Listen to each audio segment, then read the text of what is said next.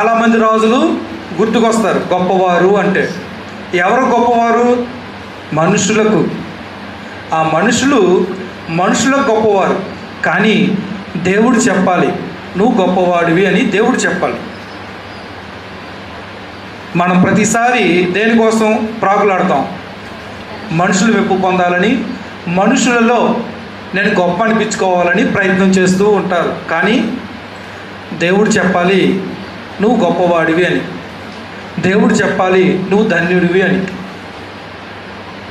రెండు రకాల గొప్పలు ఉంటాయి. లోకంలో ఉన్న గొప్పతనం, అలాగే దేవుని ప్రజల్లో గొప్పవాడిగా ఉండటం, దేవుని రాజ్యంలో గొప్పవాడిగా ఉండటం అనేది. అందుకే యేసుక్రీస్తు వారు మనుషుల్లో ఘనంగా ఎంచబడిన దేవునికి అసహ్యము అన్నాడు. చూడండి, చాలామంది